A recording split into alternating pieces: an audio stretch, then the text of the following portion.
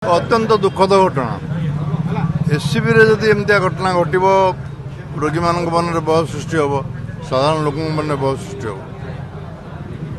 ଏ ଘଟଣା ଆଗରୁ ବୋଧେ ମୁଁ କେବେ ଶୁଣିନଥିଲି ଏସ୍ସିବିରେ ଏମିତିଆ ଘଟଣା ଘଟିବ। ଆଉ ସବୁ ପେସେଣ୍ଟ ମାନେ ଭେଣ୍ଟିଲେଟର ଥିଲେ, ତେଣୁ ସ୍ୱାଭାବିକ ଭାବରେ ମୃତ୍ୟୁ ହୋଇଗଲା। ଭେଣ୍ଟିଲେଟର କାଢ଼ିଦେଲା ପରେ ତ ଯେକୌଣସି ଲୋକ ଭଲ ଲୋକଟା ବି ଚାଲିଯିବ। ତେଣୁ ପୂର୍ଣ୍ଣାଙ୍ଗ ତଦନ୍ତ ହେବା ଦରକାର, ଦୋଷୀକୁ ଦଣ୍ଡବିଧାନ ବି ହେବା ଦରକାର, କାହିଁକିନା ଏତେ ବଡ଼ ମୃତ୍ୟୁକୁ ସହ୍ୟ କରିବା ବଡ଼ କଷ୍ଟକର ବ୍ୟାପାର।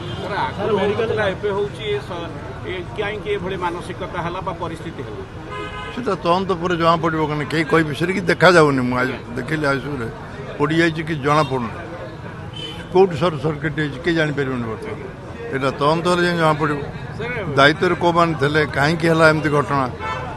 ଘଟଣା ହେଲାର କେତେ ସମୟ ପରେ ଖବର ଦିଆଗଲା, କିଏ ଆସିଲା, ଏସବୁ ପୂର୍ଣ୍ଣାଙ୍ଗ ତଦନ୍ତଟା ହେବା ଦରକାର।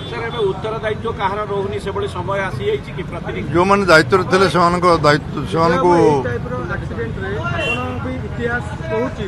ଯେବେ ବି ଇନକ୍ୱାରି ହେଇଛି, ରିପୋର୍ଟ ଆସିଛି, କୌଣସି ବଡ଼ ଅଧିକାରୀ ବଡ଼ ମୁଣ୍ଡ ଗଡ଼ିବା ଆମେ ଦେଖିନୁ। ଆପଣଙ୍କ ନଜିର ସେମିତି ଅଛି କି? ଆମେ ଆଶା କରୁଛୁ ଏ ତଦନ୍ତଟାକୁ ସରକାର ଏଭଳି ଏକ ସମ୍ବେଦନଶୀଳ ଘଟଣାରେ ତଦନ୍ତଟା ତୁରନ୍ତ ହେବା ଦରକାର, ନିରପେକ୍ଷ ହେବା ଦରକାର, ତାହେଲେ ଦୋଷୀ ଧରା ପଡ଼ିବ।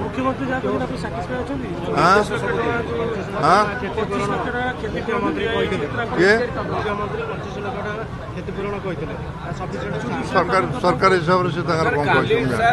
କାଲିର ଐତିହାସିକ ଘଟଣା ରାଜ୍ୟସଭାର କୋଉ ଦିଗ ଆଡ଼କୁ ନବ ସବୁ ଟାଣିକି ଓଡ଼ିଶା ରାଜନୀତିକୁ ଆଗାମୀ ସମୟ କହିବ କ'ଣ ହବ। ସାର୍ ବାପା ପୁଅ ଯୋଡ଼ି ସବୁ ସେମାନଙ୍କର କ'ଣ ସାର୍ ଆପଣ ଦେଖୁଛନ୍ତି? ରାଜନୀତିରେ ସେଗୁଡ଼ା ବାପା ପୁଅ କିଛି ନଥାଏ।